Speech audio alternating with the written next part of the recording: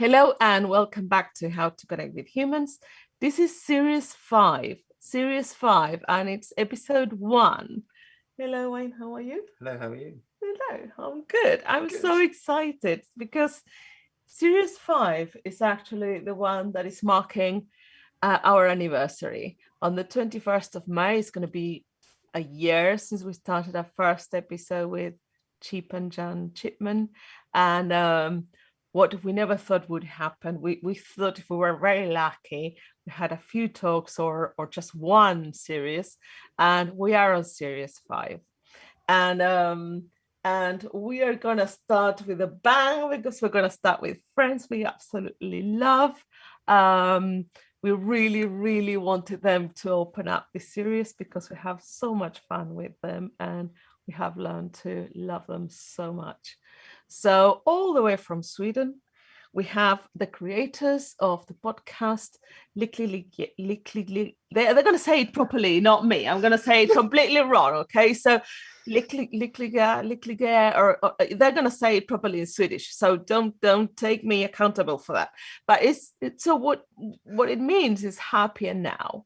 And so we have Niklas Ölmestrand, and that's with 2 pricks on the O, he told me.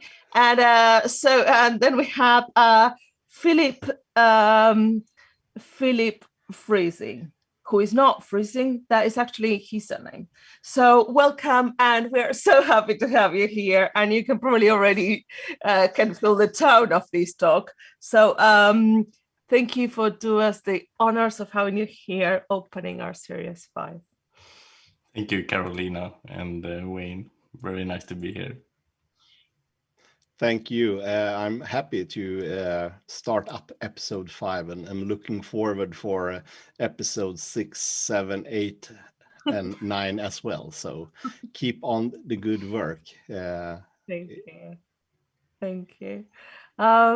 So why don't you tell us a little bit about yourselves and what do you do? And it's something that things that people may know or not know, especially when they watch the videos on YouTube. I'm sure they want to know why are you here? Why are you here? Why are you here? Yeah. You made us to. No, sorry. Made you. Yeah. No. Start, Philip. Yeah. Okay. So Niklas and I, we're both 2 guys working in the IT business. That's our jobs during the weeks. And during the weekends, we do this project that we call Lyckligare.NU. That's the one. And as you said, it's happier, and then it's now. And well, I live in Sweden, as you said, and I have 2 dogs, and I have 2 children and 1 wife. And we actually have 2 rats as well, as you know, but it's just for play. Yeah, and they're from IKEA, so they're not real. Yeah. And I met Niklas a little bit more than a year ago.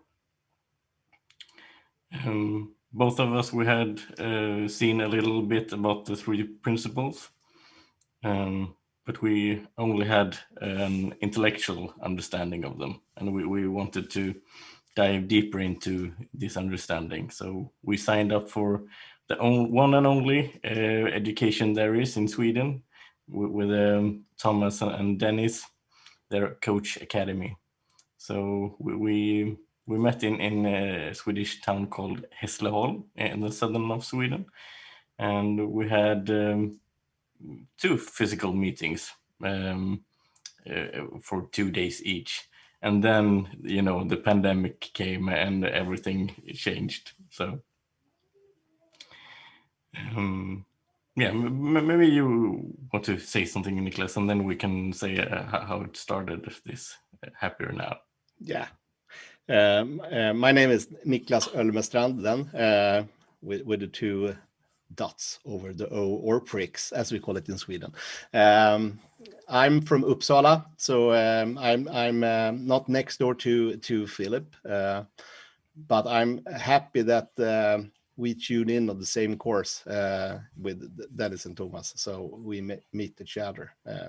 Probably we should met each other anyhow in a different way, but that's how the world works. As I said, I live in Uppsala in a house in the village called Balingsta with my wife and 2 kids and 1 cat. So we don't have any rats here. They eat the rats. But I have been the searcher for happiness, the searcher for good fatherhood, the searcher for being the best husband, the searcher for having a good career. And when I come over the 3 principles, all the pieces were fitting together. It was like something happened inside of me that is so nice to have now, and it's so nice to listen to more and more of the good speakers that we have in the 3 principles to get new insights and understanding on this. And I'm happy that I found those in my 40s and not in my 60s. So I have many years, hopefully, to live and communicate the 3 principles and spread the 3 principles to my colleagues at work and my soccer team. I coach a soccer team in football with girls. They are 13 to 15 years old, and I believe that the understanding of the 3 principles can help many people, or they can help all the people if the world gets to know them or get the insight that they already know. That's the funny thing, because we all have it. So Philip, take you can take further on our podcast Lyckligare. Yeah. So during the course that we attended, we also wrote this book together with the different participants there. So Niklas and I, we wrote 1 chapter each to share our understanding, how it was before, and what we discovered, and how life changed, or not changed, but the experience changed. And then a couple of months later on, I said to Niklas, I feel a little bit lonely. I mean, I have, friends and family and all that, but lonely in this understanding. There's no one to talk to. And, people that are not so into the principles, they're not really interested to hear about it like every day. So we talked, and in the end of the conversation, I said to Niklas, maybe we should do something together. And Niklas, he said, well, we could do a podcast. Yeah, we could do. And I think it was like 2 weeks later, we did our first recording. And yeah, it felt good. So we just started to take small steps, very small steps, and do just as little as we had to be able to share what we saw and to uncover more for ourselves as well. I think what is really beautiful for what you're doing is that one thing that came to our attention is that Sydney Banks uncovered the principles more than 40 years ago, like 45. I won't get probably the amount of years right, but say 45, 47 years ago. And then he was kind enough to teach as much as he could while he was alive, and then teach other people so the understanding would keep growing. But one of the things that somehow is coming to our perception now is how mostly everything that has been available is in English. So if you don't speak English, or English is not a language that you can easily read or listen to, I'm from Argentina, so my original language is Spanish, and we realized, like with Marina Galan and Anna Holmberg and a few people, around the principles, that there wasn't any materials in Spanish. Like, and as you say, there's hardly anything in Swedish apart from, say, when these guys put the training, and probably before that there was like nothing else. So but I love that you just don't, you didn't just keep it for yourselves. It's that you started doing something, and we've been on your podcast, and it's because you're now open it also to, you open yourselves up to do it in English. So now you have recordings in Swedish and recordings in English, and we had so much fun. It's been so easy, so fresh, so and at the same time so deep and full of content. And that's what we hear when you, obviously we can only listen to the ones in English because we don't understand the ones in Swedish, but what you're doing is fantastic. You didn't just sit down and talk about it on your own, which is, I think, is one of the first steps to make a huge difference. So how, if there's a way you would describe how much coming to knowing the principles change your lives, is there something in particular you would say you can tell the difference from before and after? Oh, it's so much. I don't know. I could talk all week. I mean, everything is the same. I mean, I live in the same place. I have the same kids. I have the same dogs. I drive the same car. Well, I don't drive so much nowadays because of the pandemic. But anyways. But there's not one thing, or it's not a thing, but it's not anything that you do or you experience that is experienced the same.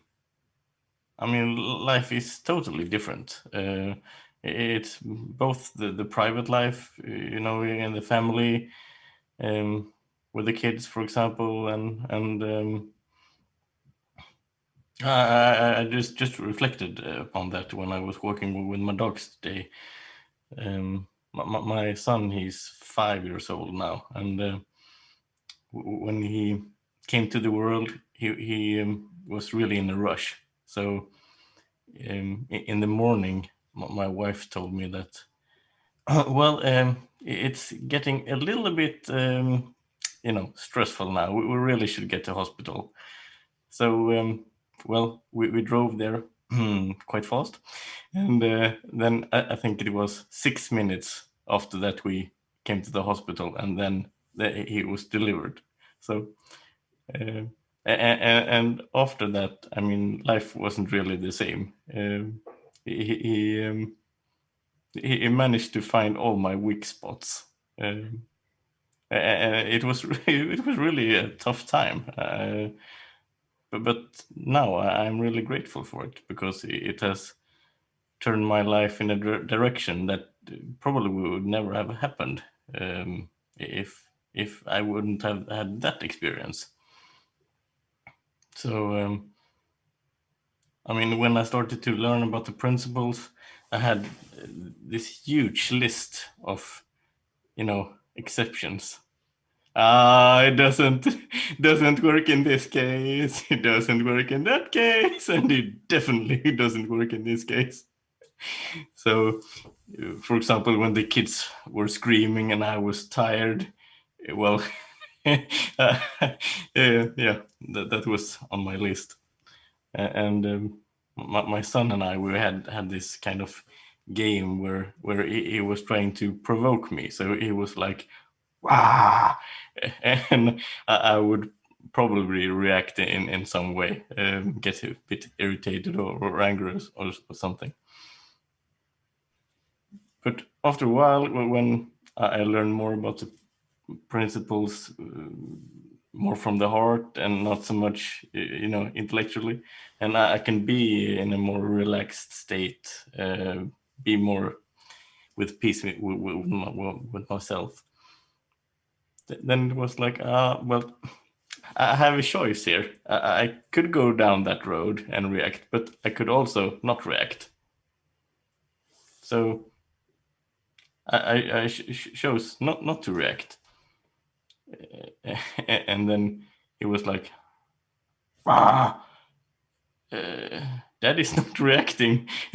He tried a couple of times, and then it was so funny, for him. So he just started laughing, and then I started laughing, and so it was a totally different experience. And then the game continued for a while, but yeah, then it wasn't fun anymore. So now we don't do that game anymore.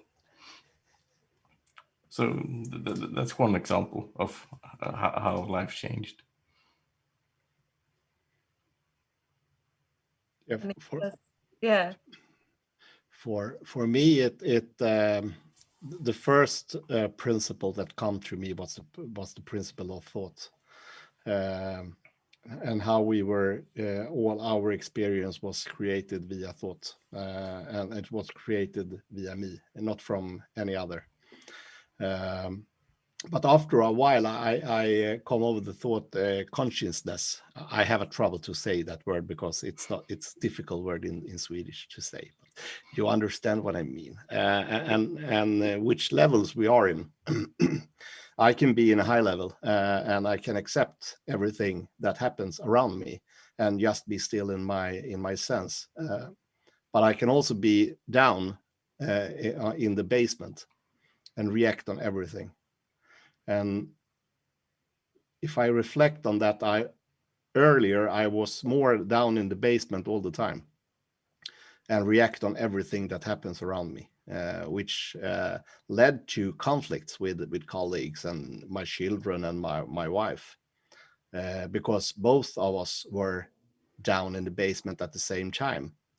And when you try to communicate down in the basement, it's not a good place to communicate.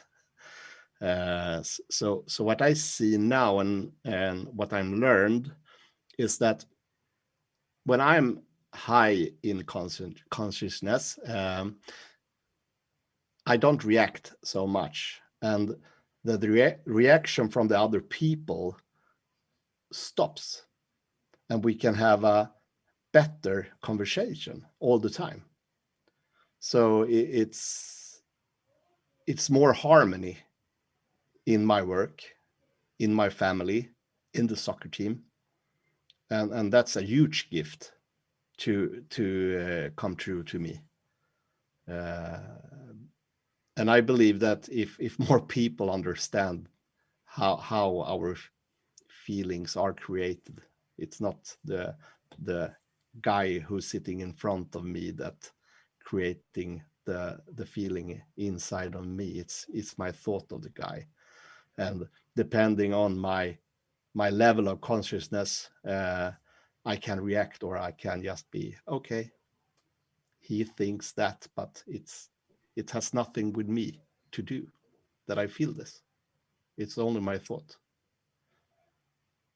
So harmony is a good word to explain what I'm feeling after I have seen the things that come to me when I was born. But it has as Philip told in Kelly's webinar yesterday, it is like a lasagna. We have different layers, and when we take down the layers and we come to the source, it's only harmony left and love, and that's what we are made of. Yeah, that's great, and I think that can bring us into the topic that we thought we can talk about regarding connecting and how to connect with humans. I mean, previously, I could connect with people on one level if we had kind of the same lasagna.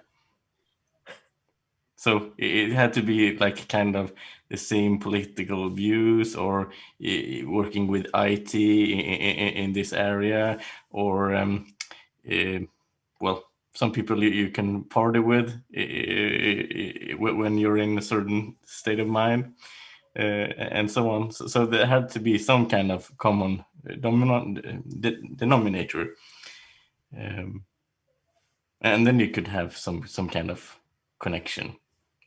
But there was often when I didn't get the connection, it was because there was some kind of thinking about it. They have strange opinions. Why do they drive a red car? It's really strange. You know, it's a bad example, but you know what I mean. Yeah. And I guess it was kind of the same for you, Niklas, that you had to have some kind of common denominator, or Yeah, or as Rob Cook told, all the barriers that we are created and we live by, they are so strong in our society today. But if we try to take them down, we are only humans, and we are connected on that level. A good friend of mine, Anne-Sophie, told me that she sees every people she met, even her husband and all the colleagues, as a new man, a new human being every time they meet, because it is a new human being that you see, because it's not the same thought they have in their mind when you connected to them. So if you can, maybe you have a conflict yesterday on the work, but that conflict doesn't exist anymore.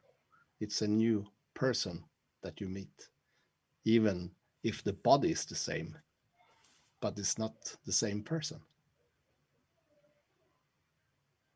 So if you can take down that barrier that we are created, or we have learned during our when we grow up, and just be like kids again,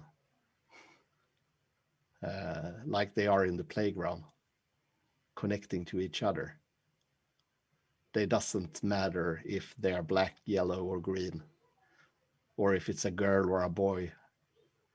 They just play and communicate. And even if they can't communicate via the voice, they communicate anyhow.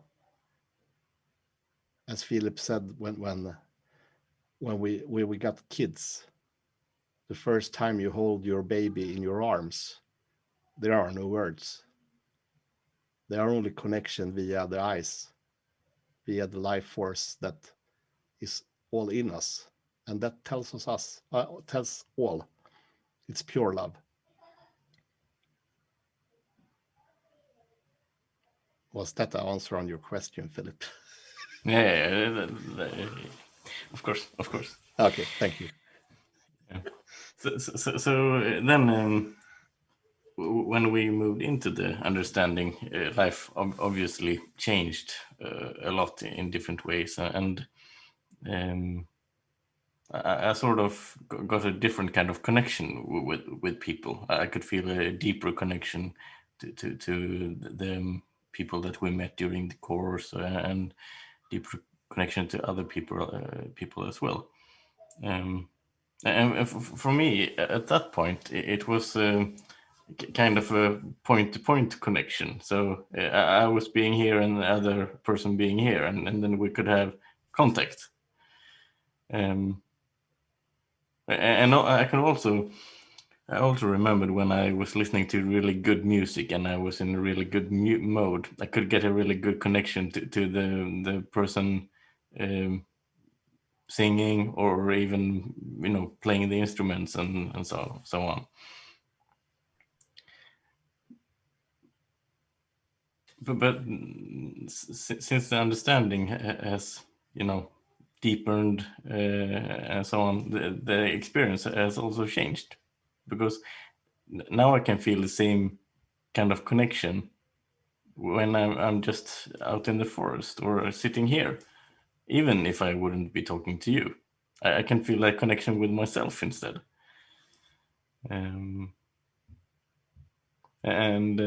If I meet someone that is also kind of connected with themselves, then we can connect. So it's like we're connected via something else, something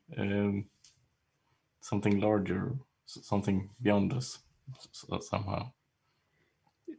One thing that comes to me there, Philip, was the first day at the course, when we sit 14 people, totally stranger to each other, and just sit quiet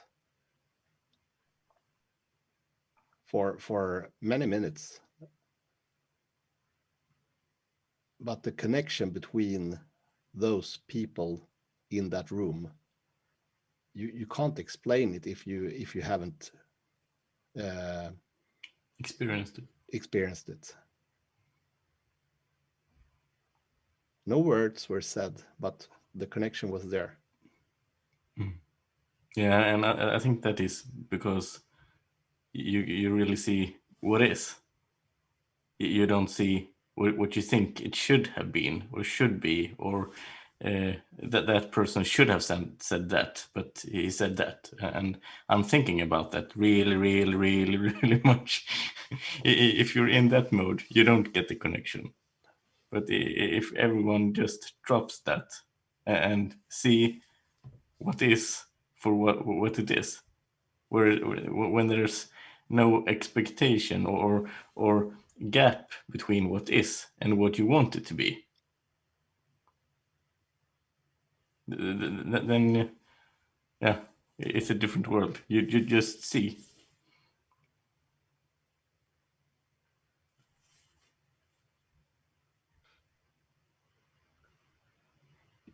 And it's the same now.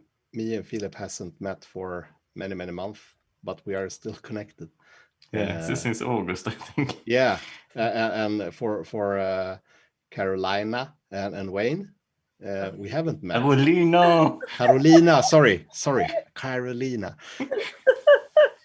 Sorry, we had a conversation about that before.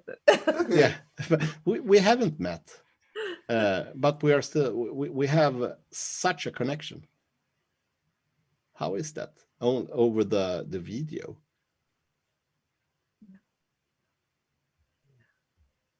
And if you are curious a little bit of that one, and not afraid to go in that state, you will experience so much more. Yeah.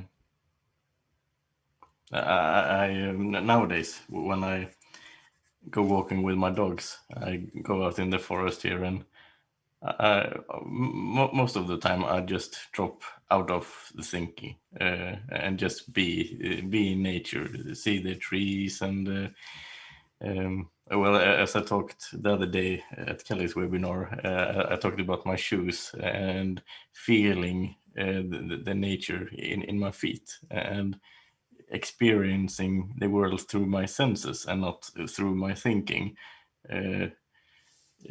previously I could go on and think about work like 2 hours after work, just to process everything just one more time to figure that out, and then I would always find the solution, but it was a lot of thinking before I got there.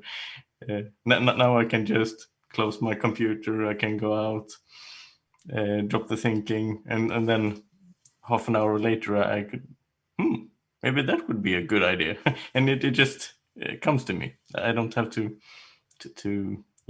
be up in my head to figure it out.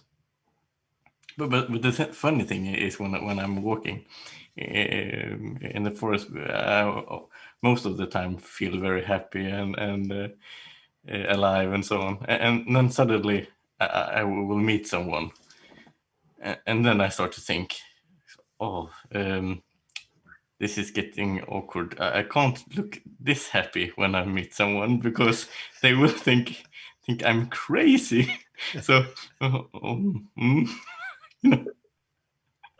it is so stupid, but I have that conditional thinking.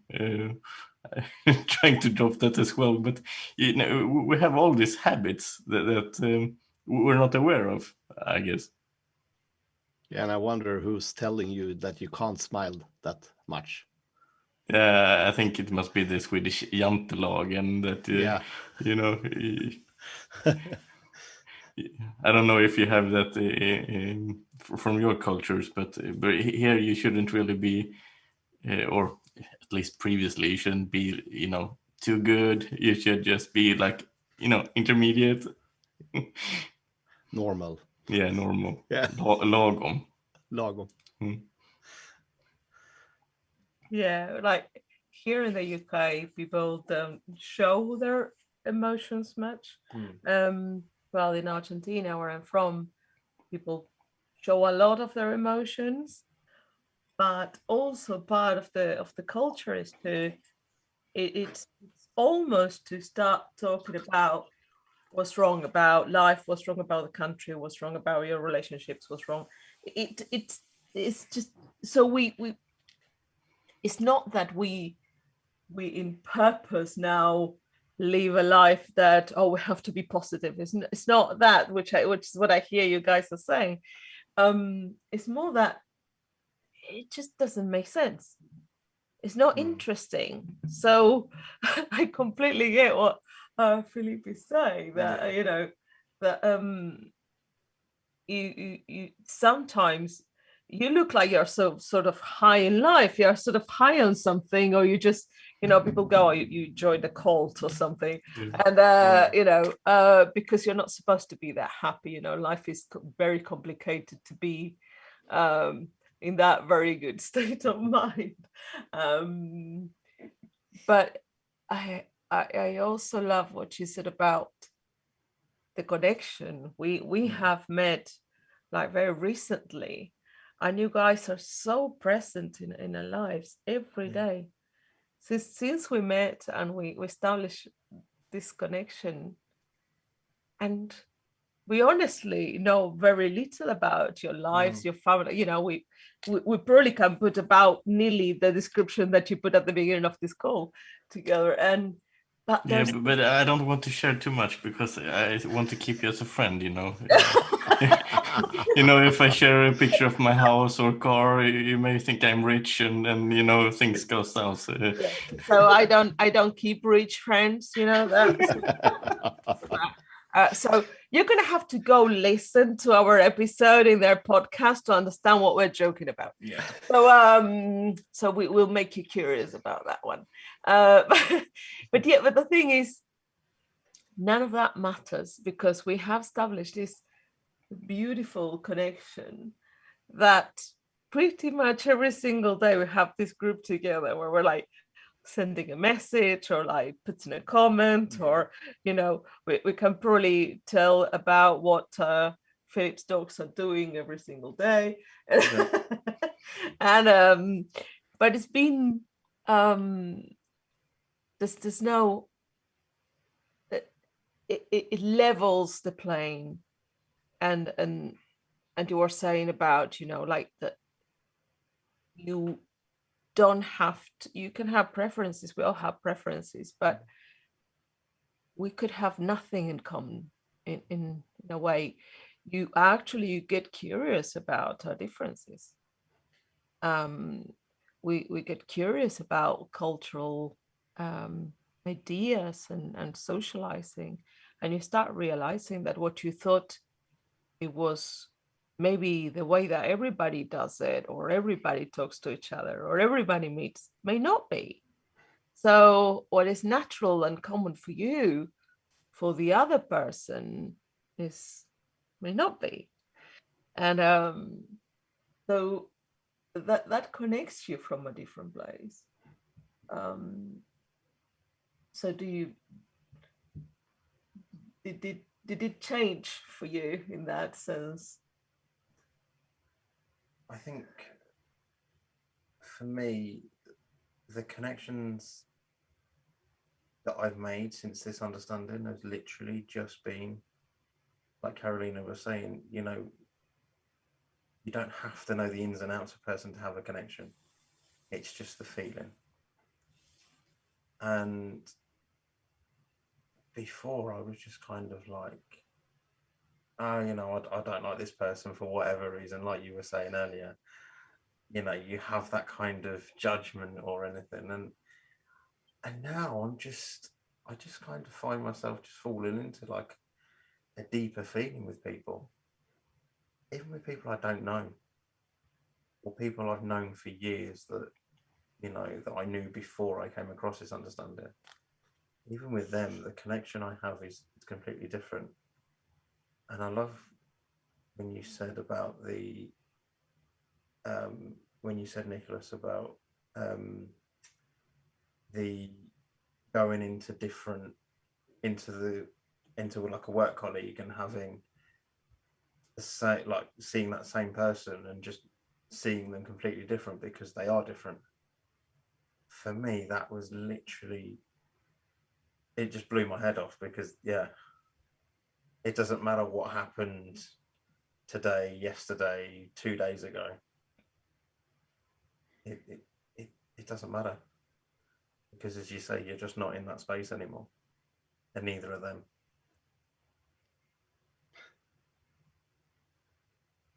And what I see also is in the I'm a sales manager, so I sell stuff, and in the communication with customers. If you go in and leave the bag with all the thoughts outside the room, and you go in pure harmony with the customer, you get such a connection. So the customer has trouble to say no to your offer, because you create such a connection when you don't have the I don't know the words. Förutfattade meningar, Philip. So you don't have an investment on whether they're going to say yes or no. Does that make sense? Or I'm there to try to help them. That's my only purpose. And if they want my help, and if they feel the trust, they buy from me. And you don't have the attachment for the outcome. I think. No, I'm there for creating a connection, and to create that connection with the customer, I only need to be there and listen to them, and then something happened.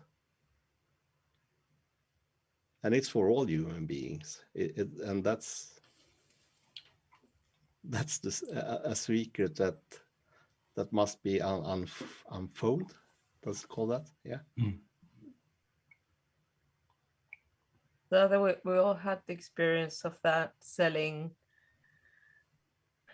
The selling person, that they start talking and you start feeling like a bad feeling in your stomach, like they're we've done it ourselves trying to sell something, and then it starts feeling really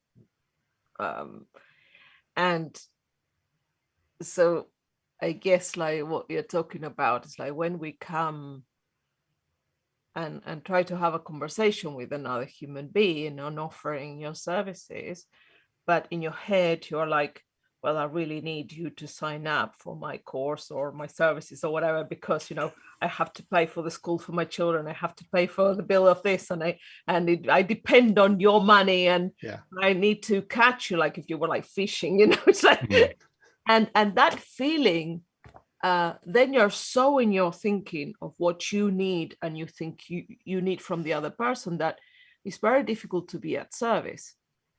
It's very difficult to actually hear what the other person needs, to get curious and go, well, can I be of service? Because I guess if they come to you, Niklas, and they say, well, I would like you to perform operation on my heart, you will go like, well, I don't do that.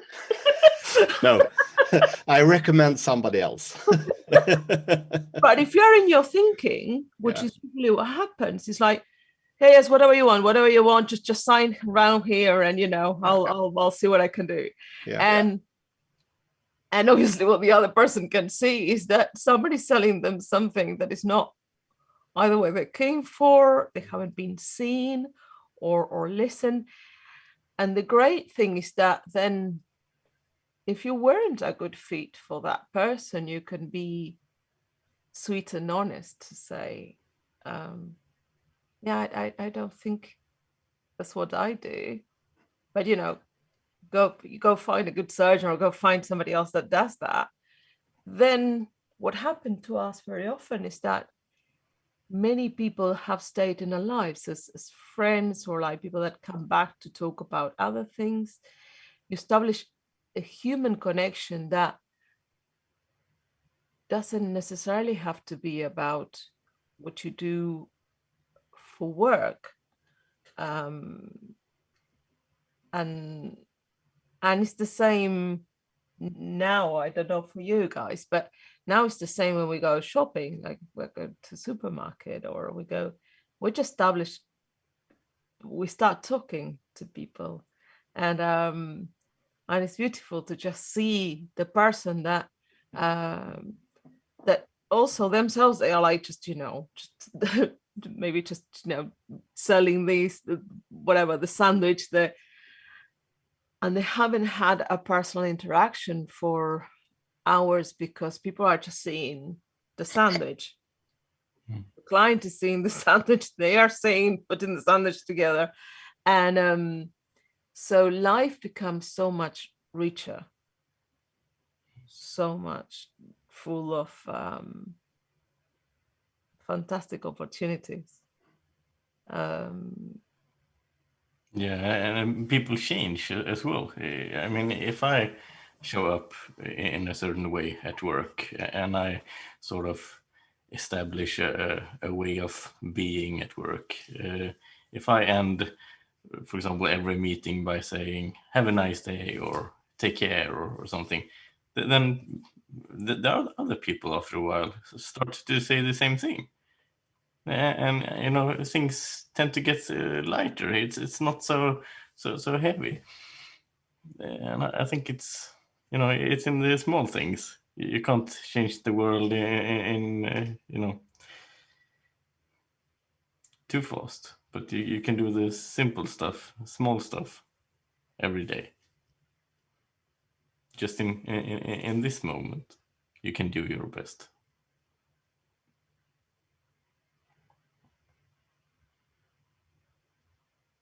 I think this is the real change. The real change is in the little actions, in the little things we do. It's a ripple effect. I absolutely agree with you. Because you turn up in a fresh, more connected way, then people start to sort of start thinking, oh, this is interesting. When they come in or when we have a talk, I'm in a good feeling. Like somehow I enjoy myself. I'm in a, I'm looking forward to that conversation. I'm looking forward for them to come and buy tomatoes from me, whatever it is, you're doing. But then when you leave, then that person is also in probably for the next client or the rest of the day, they are in a better state of mind, because we're just turning up in a different way. Not that we can always do that, not that we all wake up in the morning and we're all, like super connected, and I don't know. You have to have your coffee first. I don't know if it's just us, but I love that, because this isn't kind of a life fix in a sense. It's not kind of, a fix to kind of, get up and you're going to be happy every single day. No. For example, I got up this morning quite early because I had to do some more work before I went and did some driving instructing, and I was up, I think, at 6 o'clock this morning. So when I came home this afternoon, I had to go to bed and have a nap because I was just exhausted. And for me, it's just, I just kind of felt like, okay, I need to go and do that, and it's kind of,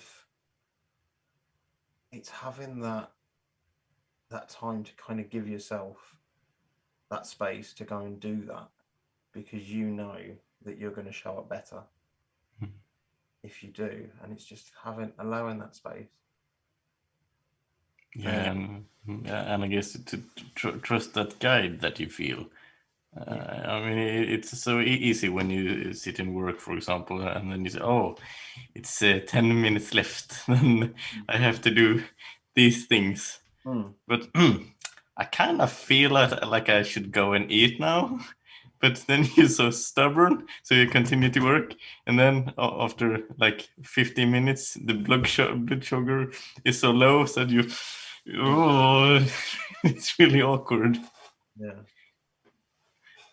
And I think as well, for me, I love what you said about the little changes, because I said to Carolina, I think it was last weekend, that I need to start drinking more water.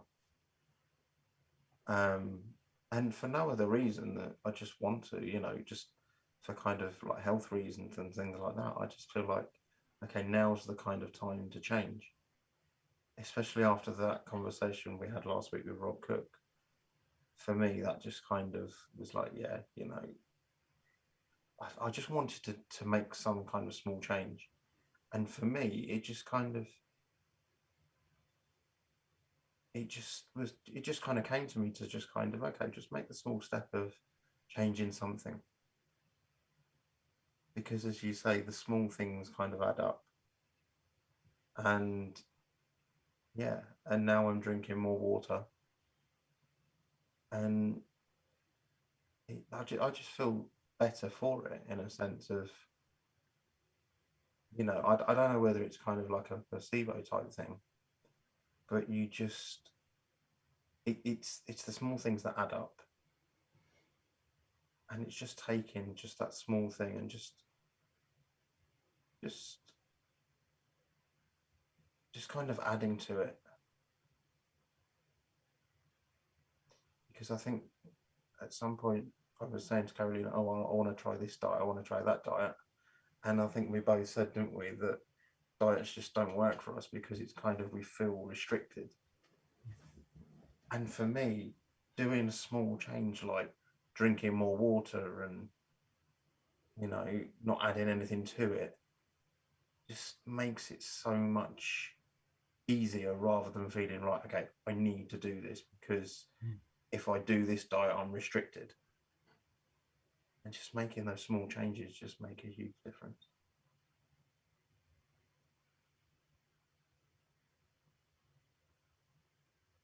And I think when we come to this understanding and we start feeling how much life changes and how much better your life can be, we all tend to want to go out and change the world.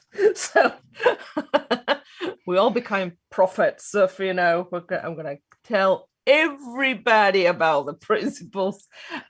So I've been for years, on the mission of the big thing. I have to do the big thing, that will broadcast in all languages to the whole world to hear.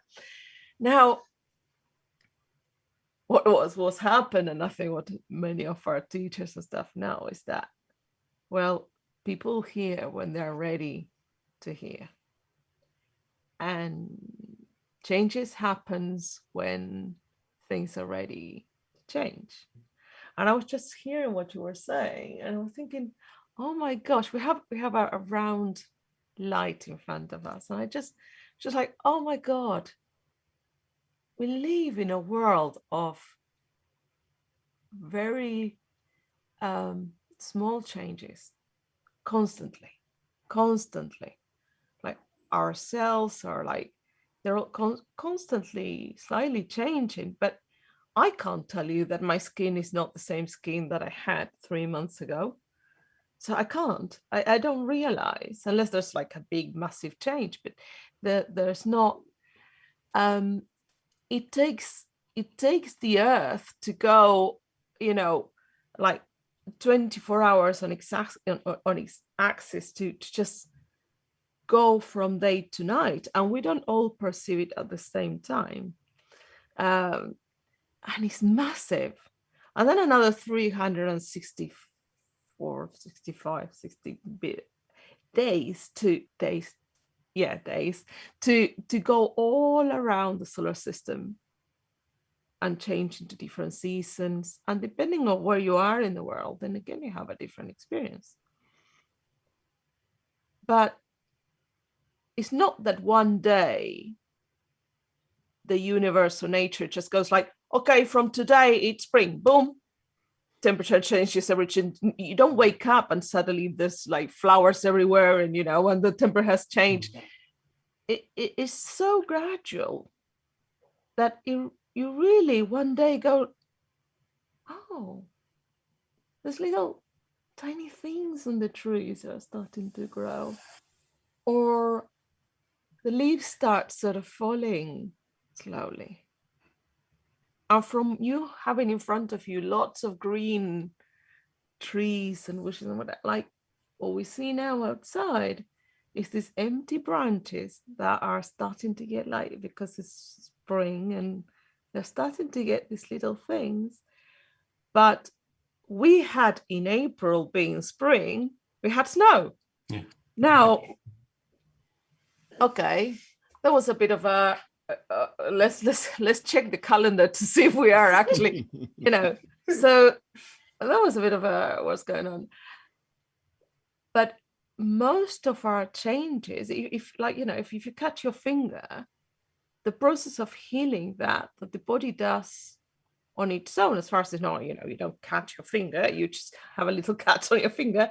The process of healing, we take that mostly for granted. It's, we don't go completely now that it's gonna heal. You just, maybe a bit of a bother, but sometimes you completely forget that's it on its own. We live in a world of imperceivable changes that gradually move. So if our perception, if our grounding, if our understanding was that little tiny percent every day, like the planet does, so in just halfway, you're completely in a different place.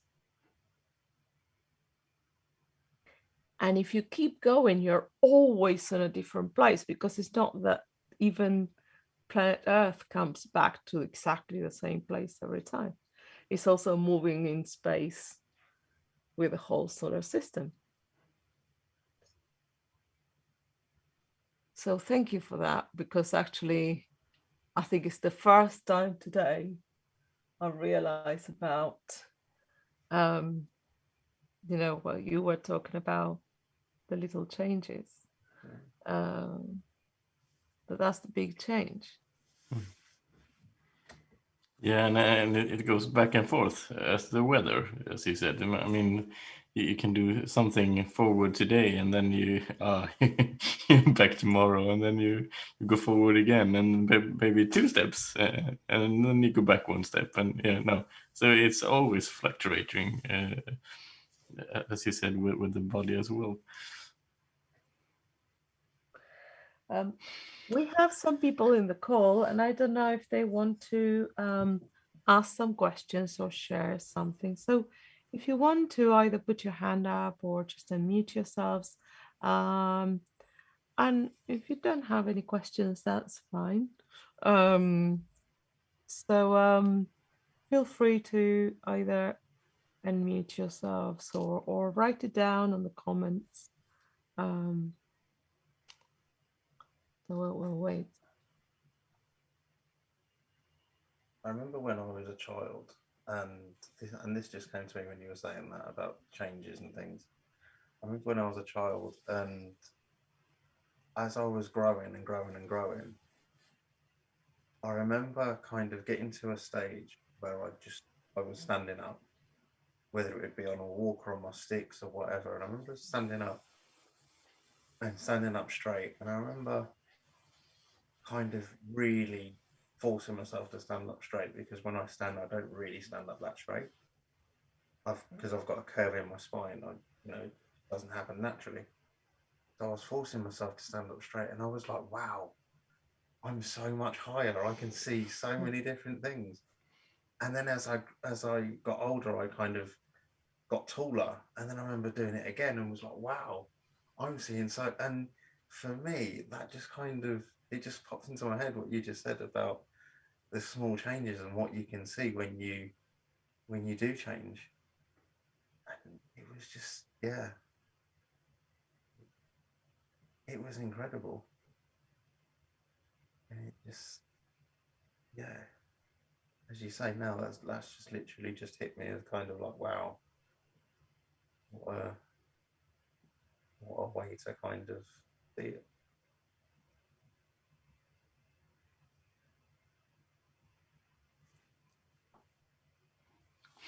And that reminds me of when I got new, glasses when I was a kid.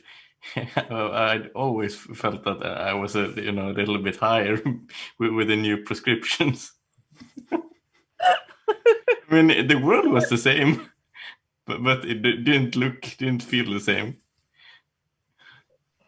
It's true. I wear glasses as well, and actually when I put them on, I go like, oh, That's Wayne. Just me.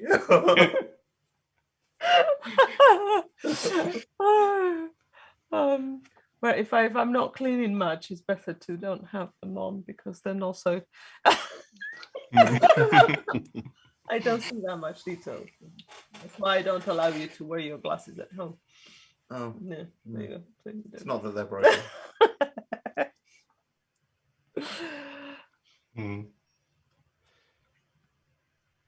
But sometimes I can be in a really, really good state, feeling happy and so on, and then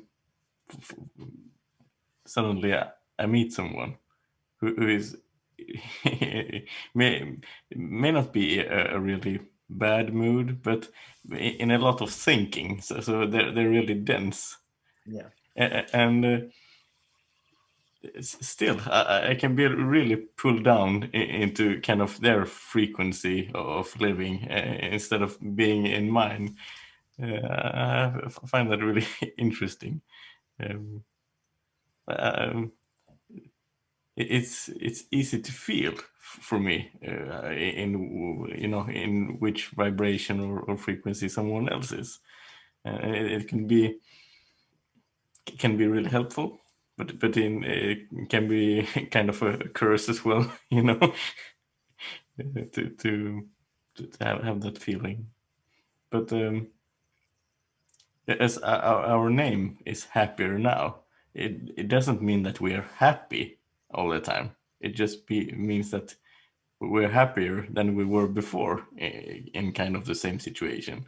And we know that if we just drop the thinking of it.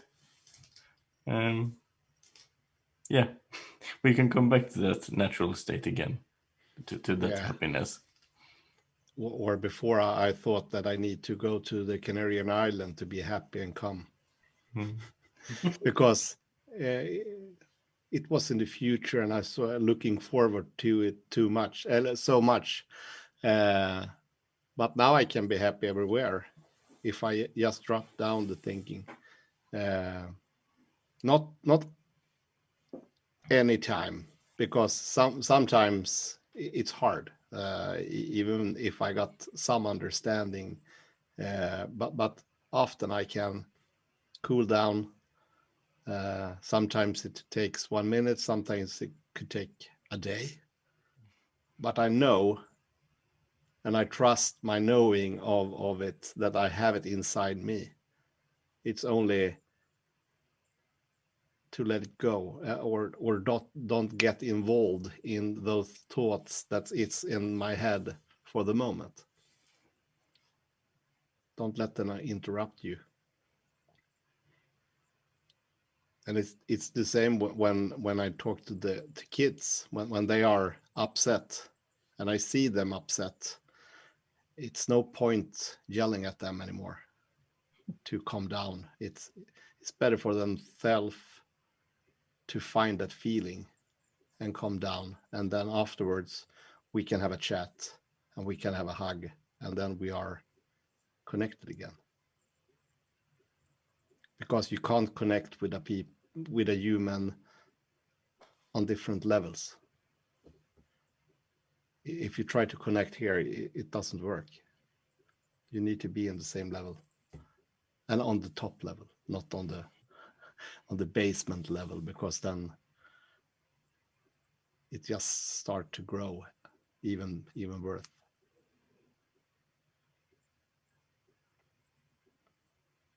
And what I learned is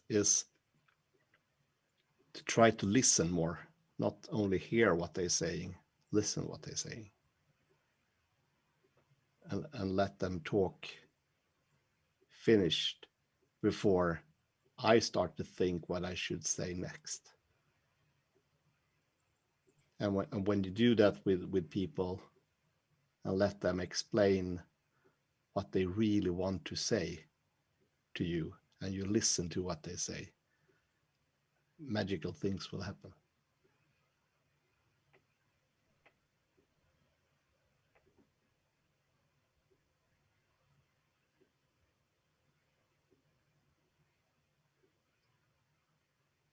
I love what you're saying, because even in the moments that we are in a worse state of mind or thinking, or that we can't see very clear, we are getting more and more aware of sort of like checking with ourselves. So for example, now I can think, oh, Wayne looks really annoying today, or he's bothering me. Now, is it possible? I know that's impossible, is it? What? Like, right? Where did that come from? And but now I start thinking, oh, okay, so what's going on for you, Carolina, that maybe makes Wayne look everything? He can be just reading a recipe for a cake, and I would go like, oh my god, the way he reads the recipe is so annoying. It's just like whatever. So, and now I can be in a state of mind where I'm tired, I'm bothered, I'm hungry, and whatever it is that's bothering me. And then whatever Wayne says is going to make noise. He can say, oh, you're so pretty, and I go like, well, this is a good example of what happened today. So I come in, I bought a new dress, like you can't really see. I bought a new dress for today and a new jumper. So I come in and Wayne doesn't say anything about the dress. So I start getting a bit of a mood because he didn't say anything about the dress. And I made a special effort to come here with a new dress. So So I just go like, well, okay, obviously he didn't realize he's not paying attention to me. He's blah, blah, blah, blah, blah, blah, blah. So then I say, I have a new dress. Yeah, it's beautiful. Like, well, you didn't notice. And it's like, no, yeah, I noticed. But when I say, oh, that's a new dress, it's so lovely, you usually tell me, I had it for ages. Have you not realized? So I took a minute to think, oh my gosh, I've been reacting to whatever thing he does or says. So whether it's like, oh, that's a lovely dress. Oh, you don't pay attention to me. I have this dress for so long. So now he doesn't know what to do. If he thinks that's a lovely new dress, should I mention it? Or is she going to think that I'm not paying attention to her? Right? So I took a minute before I replied to that and I took a minute thinking, oh, okay. I made a whole story about why not paying attention to me or not loving me enough or what I do. I make all this effort about the dress and, and then if he says something about another dress that I had, then I go and attack him because he's not paying attention that I had it beforehand. So I make it all up. But now I can go and I can soon enough, and not always, but more sooner than before, I can calibrate with myself and go, oh, what's going on? What's going on for you? What's going on for you that Wayne seems somebody that would not pay attention or would not be loving or caring or, and then we fall back into a place of connection. So even in our worst moments of that look like this connection, we are better in the place we are, because now it's very difficult to trick us all the time that everything that happens to us is because the other person or the world or whatever is doing it to us. Which is also what I heard on the connection with your children. Dickon Bettinger has a great story about him and his son, and he will come in and drop everything on the floor, like the backpack and the coat, and he will drive Dickon crazy. It was just like, and they will have this argument every time.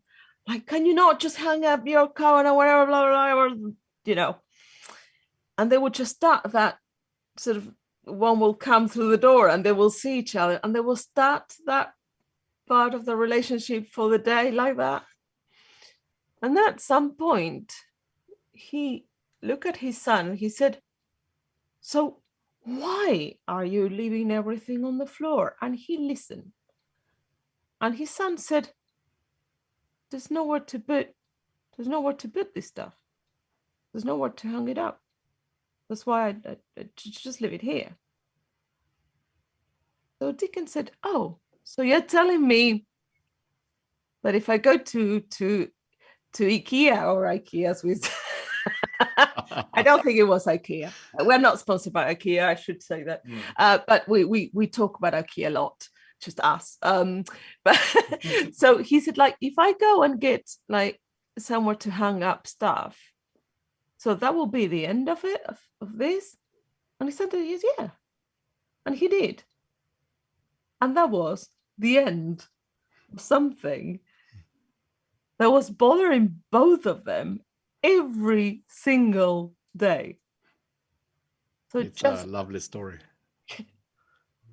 Yeah, and it's so generic as well. I can see that so clearly now. If I want some change. It doesn't matter if it's at home or if it's at work or somewhere else.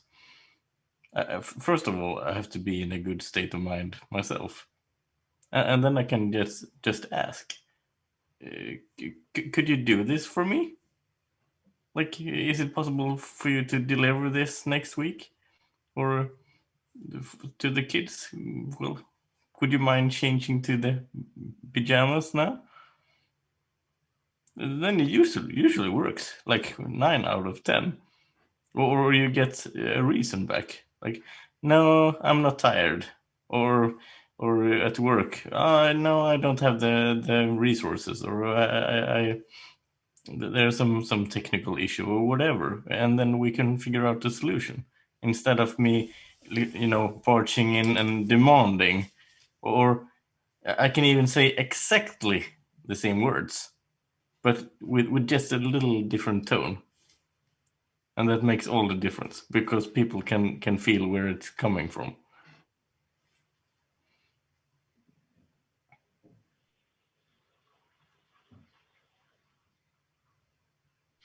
But it's tricky at work sometimes, because in some organizations that I work in, they're have kind of fear-based leaderships. So people only do stuff if they're kind of afraid.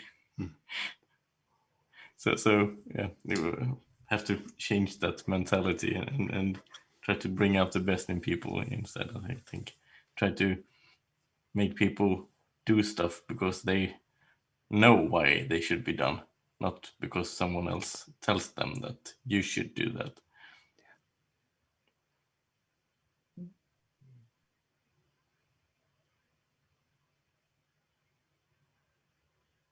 Yeah, it's the same as the story with the daddy that tried to put on jacket on the little baby. It's winter and it's cold, so you have to have the jacket on, but the baby don't want it. So they go out and sit on the stairs down to the parking lot, and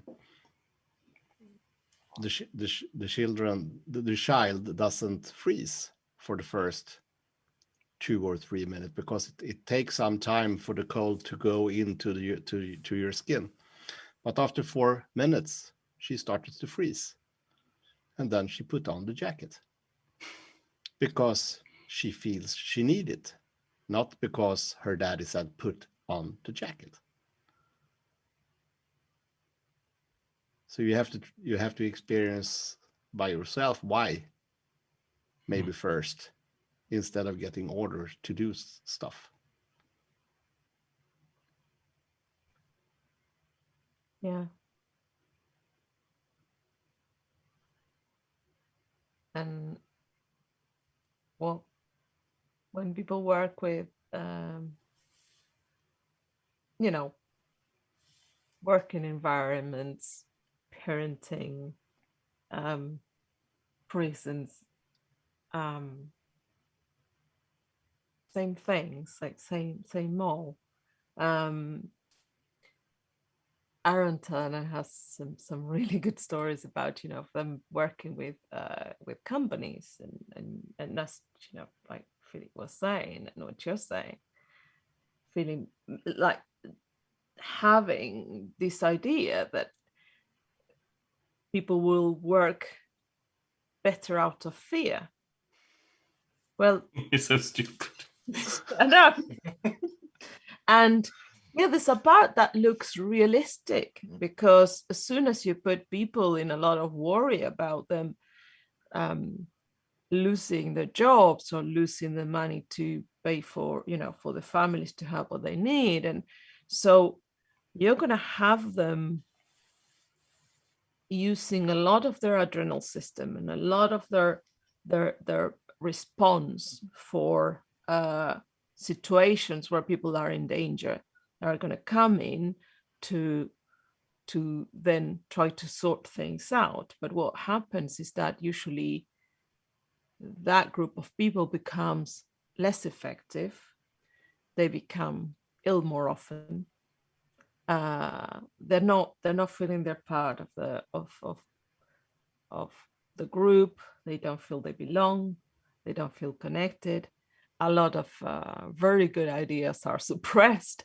And what they found, like they're like Pransky's and then the Pransky's company, when they go in, people get very surprised about the way they go about. They hardly ask them about the problems. They just talk about life and how they're feeling and what's going on, and then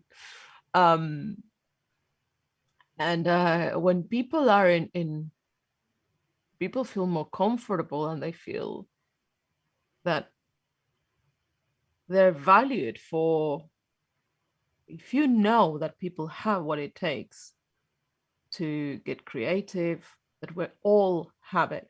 It doesn't matter if in your head you think this is an idiot, that is always going to be an idiot and it's going to be complicating my life. Well, as soon probably as you stop thinking this guy is an idiot or this woman is an idiot, you have more possibilities that that person is going to open up to their own great ideas. There was a company of toothpaste, and they had this problem where some of the toothpaste boxes weren't filled up with the toothpaste. So the company was having this huge dilemma that a lot of the toothpaste was going out without toothpaste, just a box. So they got an engineer and they invest a lot of money on finding solutions, on putting pressure. So how would they do? So they spent tons and tons of money, and they came to this solution of having, so as soon as the boxes were going through that belt, sort of, they will come to a place where there will be a machine that will weight the box, will realize if there was toothpaste or not, and if it didn't have the right weight, it will stop. And then somebody will come, remove that box, and then the line will keep going. Now, the guy that was in charge of going and picking up the box without the toothpaste inside, so this is just like one of the bottom level employees that was on the basic salary, gets a bit fed up of having to get up every 5 minutes to go and pick up the box. So he realizes that he puts a fan that blows in front of the boxes. The ones that were empty will just flow off the belt, and the belt will. So that was what, 5, 7, 10, 12 euro solution, £10, $12 solution. Okay, that guy that worked every day with the boxes and the toothpaste came up with, as soon as he was sitting there going like, well, this is really frustrating. What can I do? Boom. Now, the engineer that they got and paid tons and tons of, millions of dollars to sort it out was under pressure to come out with a solution, which, so human beings just left alone to do their best, find the best solutions. For me, it's when I think about that, I think like, oh wow. Yeah. I think it's having the time to flourish, having the time to just be and just, and as you say, Philip, it's so, for me, when you said that some organizations are kind of fear-based, for me, it just doesn't make sense.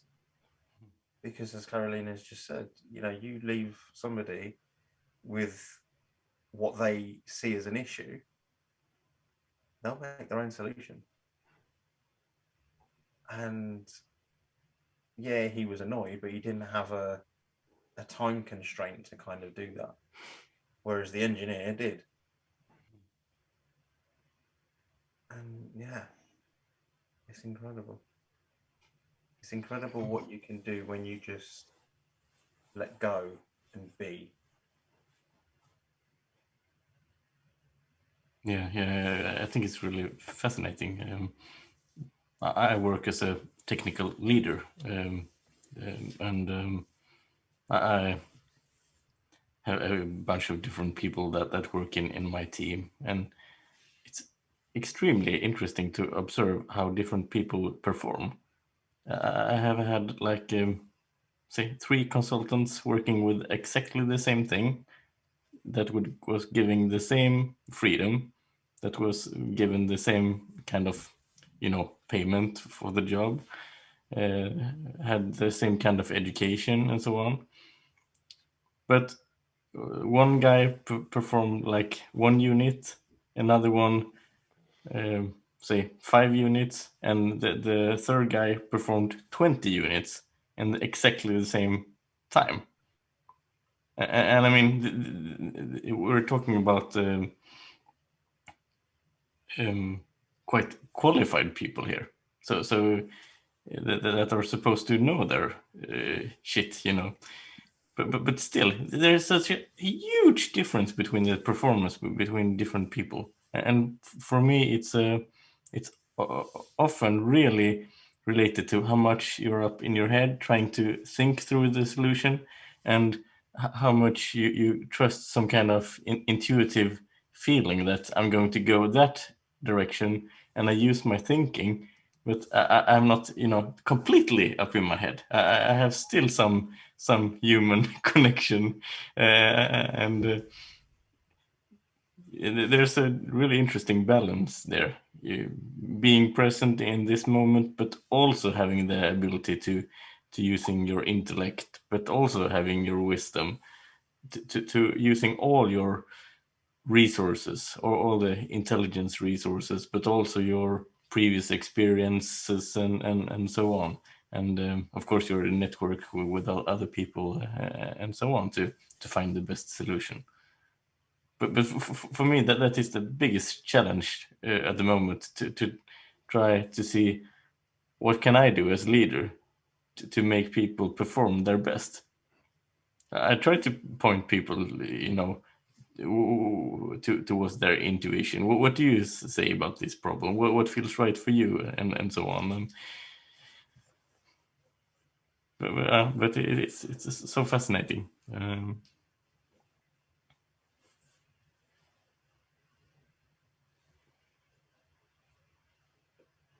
And it's brilliant how it's just like, it could be your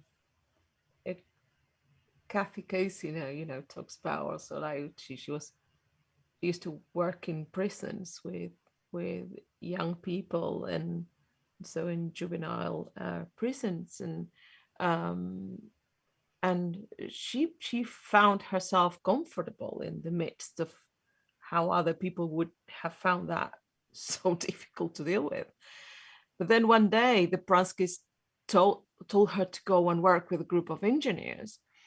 And she's there holding her head in despair because these engineers are just talking to each other, and it's a mess, and she can't do what she was told to ask them to do. And she's trying to start a conversation, it's not happening. And suddenly it hit her like, oh, okay, she's treating the engineers as they're different from, it's like, I do this every day with teenagers, in prisons.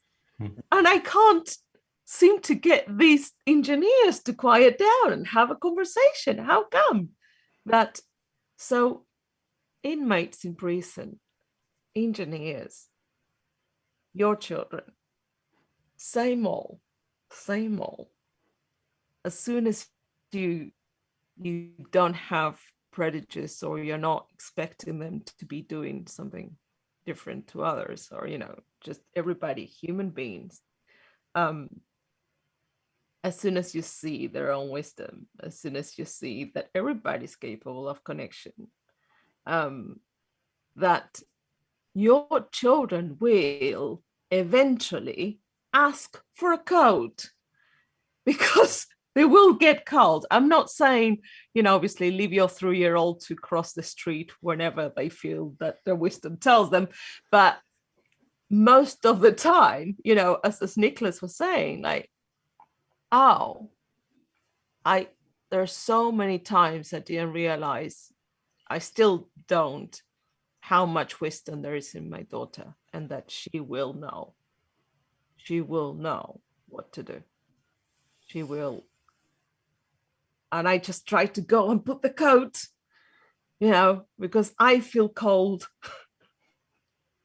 You looked at the temperature before you went out. Oh, it's cold. You have to have it on.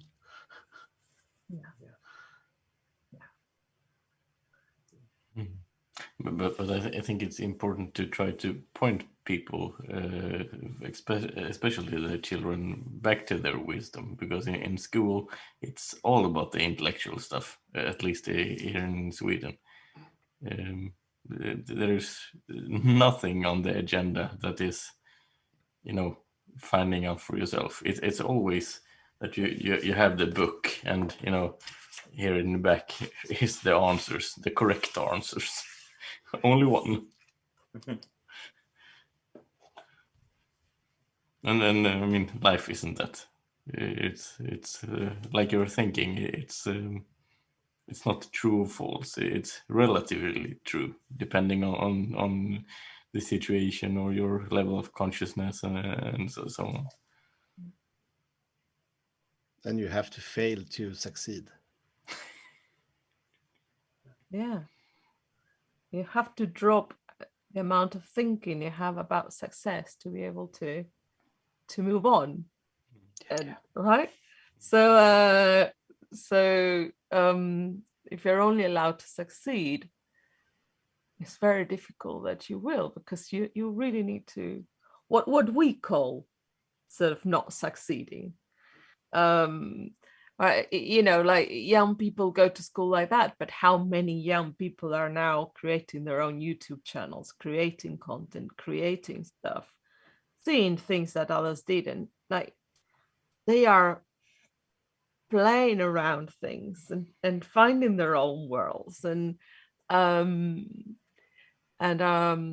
my daughter was lucky to be selected for a group, especially they're looking at women as well that are good with maths and stuff. So she was invited to NASA to go and be for a week there, and they do activities and they present them with the same sort of questions and problems that they give to the NASA engineers and stuff.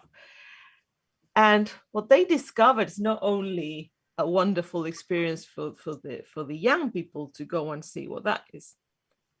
They find that these young people come with completely fresh eyes. Yeah. They're playing.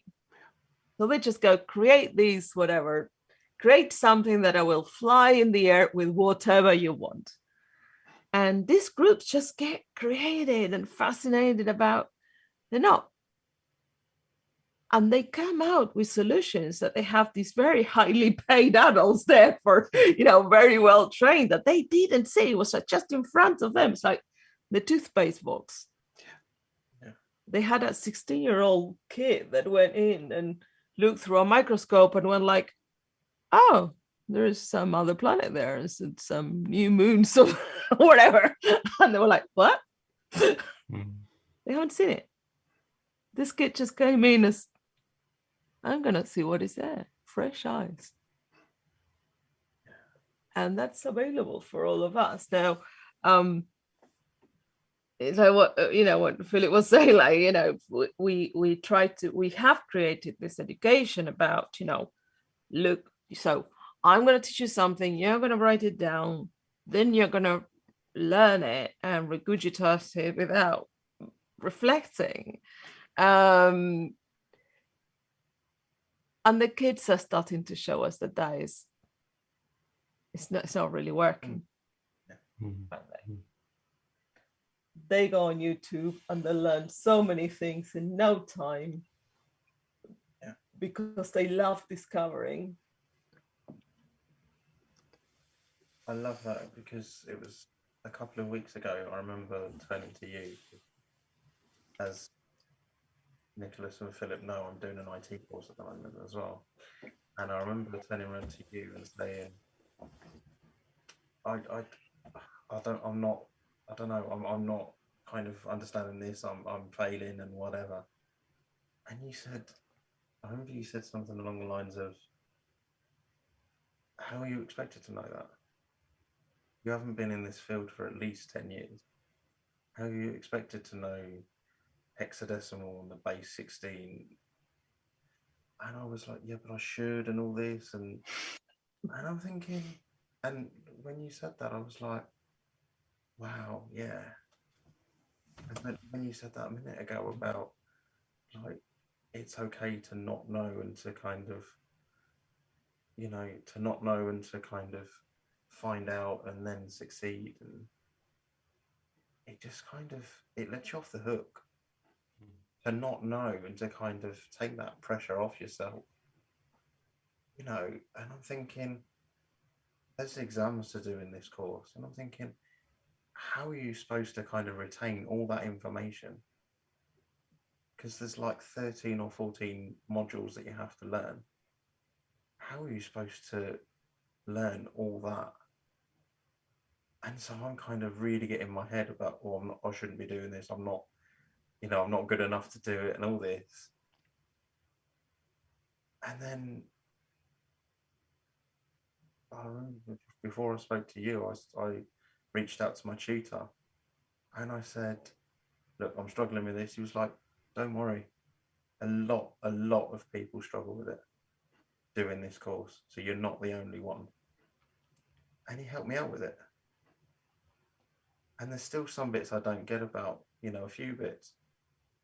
But for me, seeing that I don't have to know and to kind of let myself off the hook kind of opens my wisdom up to kind of see it fresh.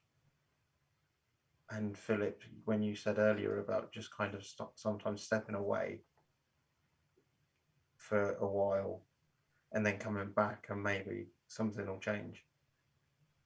Incredible. Yeah, some problems are, you know, I have different categories. You know, some people, there's problems you just dive into and you solve, and some problems you dive into and then you, oh shit, I have to take a break. And then you go back, it's, oh, now you have the solution. And then I have the reflective problems that I solve best when I go out with my dogs in the forest, and it can be really hard problems, but I always find the solution there if I just trust that I will find it. And but I wonder, Wayne, is there a time when you really live in the known?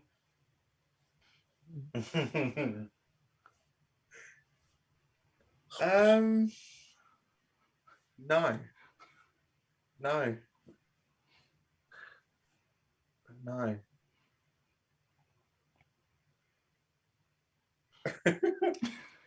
It's so great when you can see a glimpse of that, because it releases so much. And that's the thing. As soon as you asked that question, it was just kind of, I don't know anything.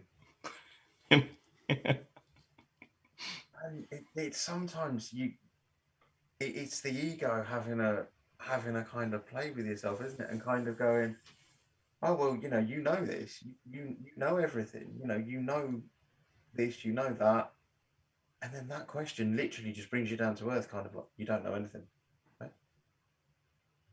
And the thing is, it's being okay with not knowing.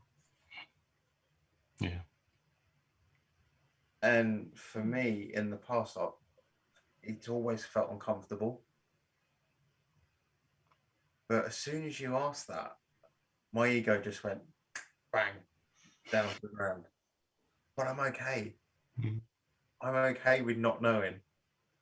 Because for me, as soon as you asked that, I was like, okay, I don't know, but I can find out. It gives me the possibility and the freedom to go, okay, I don't know, but how much enjoyment can I have finding out?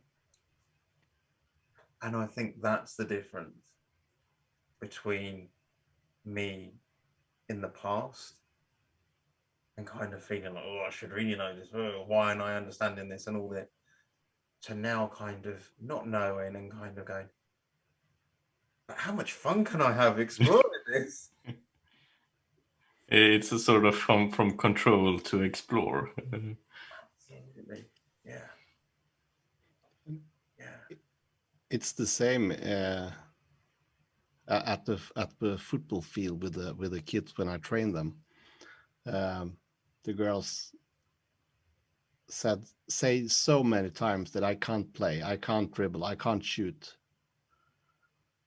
but they are there to learn. It's okay that they can't shoot right now because they are there to learn it. And if the teachers try to listen to the kids and help the kids that it's okay to not know now, you are here to learn, as they do in training, the most coaches, because if you don't get the girls to accept that it's okay that I can't shoot now, they will quit playing football because they feel bad. But if you connect with them as human and tell them that it's totally okay that you can't do this right now, that's why you're here and that's why we try to learn it, they probably will stay and play for the soccer team.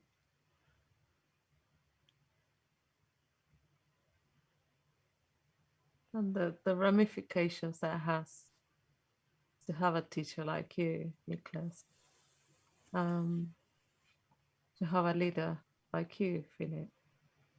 So when it makes me quite, it really moves me, because I think, well, you know, those teachers or those leaders that you never forget in your life, that are still sort of teaching you things when you grow up, and like, I remember. So I think they have this quality that you are saying, that those girls who have so many problems with teenagers and girls in particular that are suffering from low self-esteem and not feeling seen, and they don't have much room for not being successful, and then they think that they're wrong, they're broken, they're not good enough. So a teacher like you that comes in and says, it's okay not to know, nobody knows, like, you know, it's you have infinite potential to do this with soccer, but then you're giving them a message of so much more of who they are. Same as, you know, Philip was saying, somebody, an amazing leader like him that can go and say, well, okay, it's not that you cannot do things right, it's that I'm here to help you find how you can find the best way for you, because it may work for this other person but not for you. So together we're going to find how you can have a better experience with what you're doing, and achieve your full potential. So guys, I personally love you so much, and the more I know about you, the more moved and blessed I feel of having you in our lives. Um, we learn every day from you. You are our teachers. We love the way you live your lives. and the huge change that you are bringing. I am so thankful for you guys being here, and also for how much you bring into our personal lives. So thank you ever so much. I don't know if there's anything else you would like to say before we wrap it up. Thank you very much. It really warms my heart to hear that, and we love you so much too, both of you, Carolina and Wayne. You're really great to get to know you more, and to to be able to sort of shine our lights together to find this space where we can find our energy and yeah, our way through the world. Yeah, thank you, and thank you for sharing your understanding via the connection to human. How to connect to human. It's so fantastic, and it's pure love, and all the love to you guys to doing this for so long period now, and I hope that you will never stop. Well, you're gonna keep coming, so Yeah. keep coming. Yeah, Yeah, we want them. I'm gonna keep coming. You're gonna keep coming. Who's you? So where can people find you? How can they connect with you? And how can they listen to your podcasts? So our website is the Lyckligare.NU, as Niklas on his screen. So you have to say something, Niklas. Yeah, up in the left corner, probably in your screen, maybe. Yeah, it's our website address. So if you go in there, you find the contact information, and you have access to all our pods. And please take contact. We also on Facebook on the same address, and LinkedIn. So take contact if you have any questions, and we'd love to help you. yeah, we'll put all the details, and also you offer like you work with people online, and are you doing seminars or like you work with groups? Are you doing any of that? We work with groups, and we coach individuals as well, to not to learn them anything, because they already know everything, but to point them at the direction to open their inner wisdom that they have with them. Beautiful. And for Swedish listeners, would you like to say some of this in Swedish so they can find you in Swedish? That's better that Philip says, because he has so good dialect. I think they will understand our English as well, but otherwise it's just Lyckligare.NU. That's all you need. So, and if people put happier now, will they also find the podcasts? I'm not really sure. You should try the Lyckligare. Get curious. Anyway, it's super easy to find them. We're gonna put all the links. Yeah. Wayne's gonna put all the links because now he's the IT department. He's always been the IT department. Yeah. So great. or you guys can go and put them there. But so they are on the Apple podcast. They are on Spotify, is that right? Yeah. And they are on what's the other platform? Well, we have most of the major platforms. Most of them. There are many platforms, so it doesn't matter what you use. It's very easy to find them and to listen to them, and they're fantastic. So I highly recommend them. Thank you. We still try to get into IKEA, but I don't know when they will happen. IKEA will be calling you to help with better production and Absolutely. and how to get everywhere. We love IKEA. So thank you for being here. Next week is going to be our second episode of series 5, and we're going to have Chana Studley. Chana Studley is in Israel, and she's going to talk about her book, which is called Painless, but her journey through the principles and how she used to live in constant chronic pain and now she doesn't. And also she takes people that are living with chronic pain into a journey of disunderstanding, which then people live happier now, and also a lot of them live with hardly any pain or no pain anymore. So that's coming next week. This series is packed with tons of amazing guests like you. So we're gonna have Matt Howard, and we're gonna have Christine Heath and Judy Suchman coming together again. We're having Del Adate Jones. We're having Jacqueline Hollows with her group of different story of the book that they wrote. I'm gonna forget people, so Joe Bailey. We're having Joe Bailey. We're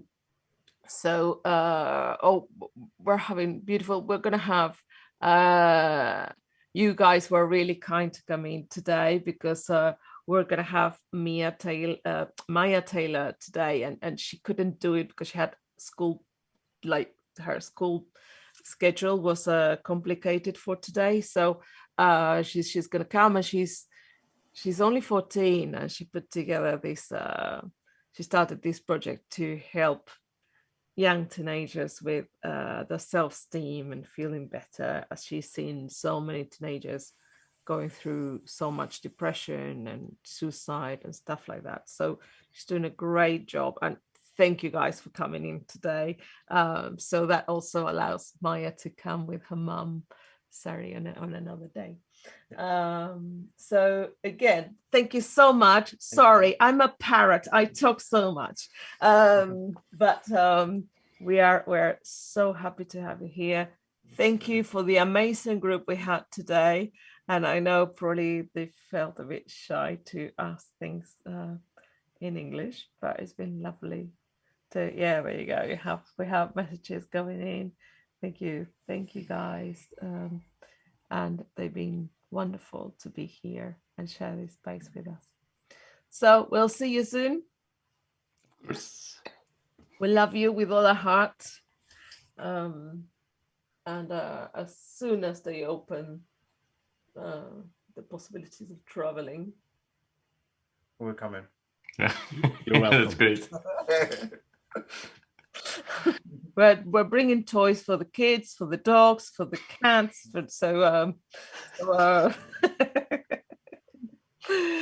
Lovely. Thank you so much, and we'll see you next week. And in our case, pretty much we connect every day. So it's beautiful to have you here.